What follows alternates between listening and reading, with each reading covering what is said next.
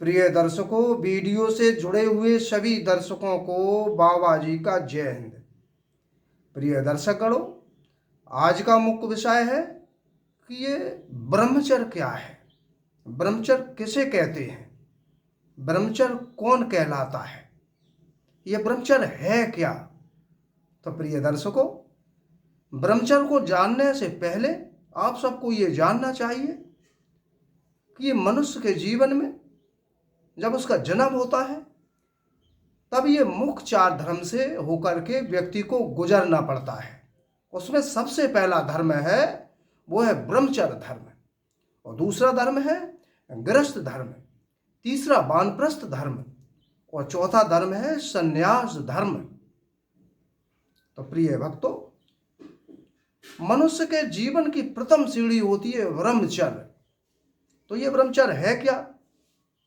बहुत से लोग कहते हैं कि वो संत हो गए, जंगलों में चले गए, वो ब्रह्मचारी हो गए।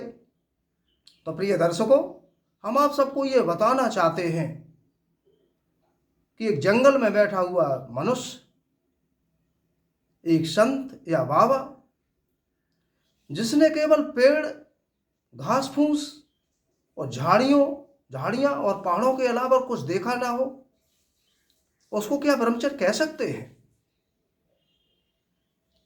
नहीं, क्योंकि उसने वह जंगल में देखा ही क्या। उसने केवल देखा है घास फूस, झाड़ियां और पहाड़ी, नदी नारे, झरने। तो वो कैसे ब्रह्मचर्य हो सकता है? असली ब्रह्मचर्य तो वो है जो हजारों सुंदर युवतियों में रहने के बाद भी उसका मन विचलित ना हो, उसकी इंद्रियां अपने पूर्णतया वश में हो, स्वप्न में भी उसका मन किसी भी युवती की तरफ न जाए। वो व्यक्ति हजारों युवतियों में रहने के बाद भी उस पर किसी प्रकार का कोई प्रभाव ना पड़े। जिस प्रकार से एक कीचड़ में घुसा हुआ व्यक्ति, उस पर कीचड़ अपना प्रभाव न दिखा सके, एक अग्नि में घुसा हुआ व्यक्ति उसको अग्नि न जला सके। प्रिय दर्शकगणों, इसी प्रकार से वो व्यक्ति, ब्रह्मचारी व्यक्ति, यदि वो जंगल में रह रहा है तो वो ब्रह्मचारी, उसको हम ब्रह्मचारी नहीं कह सकते। ब्रह्मचारी तो वो है जो सुंदर युवतियों में, उसमें बीच में रहने के बाद भी उसकी कभी भी वृत्तियां परिवर्तित ना हो, उसका कभी भी मन विचलित ना हो, उस पर किसी भी प्रभाव, किसी भी प्रकार का, किसी भी युवती का कोई प्रभाव ना पड़े, उसको पूर्ण ब्रह्मचारी कहते हैं। यही ब्रह्मचारी की शुद्ध परिभाषा है, उसी को ब्रह्मचारी कहते हैं।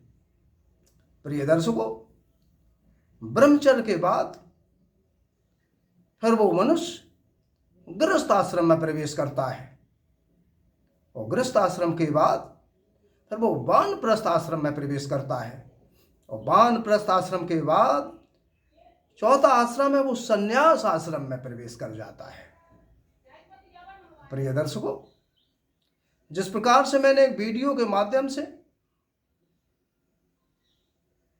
आप सबको गृहस्थ धर्म के बारे में बताया था, ठीक उसी प्रकार से आज मैंने ब्रह्मचर्य का भी अर्थ भली प्रकार से आप सबको समझाया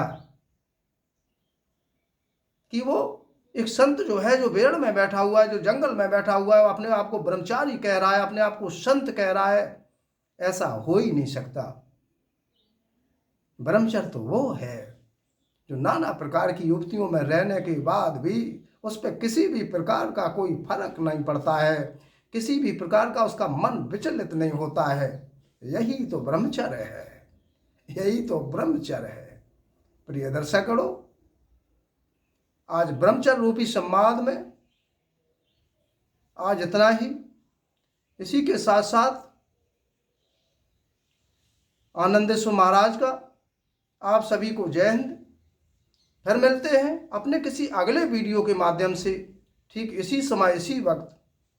तब तक के लिए जय श्री राम, जय श्री राम।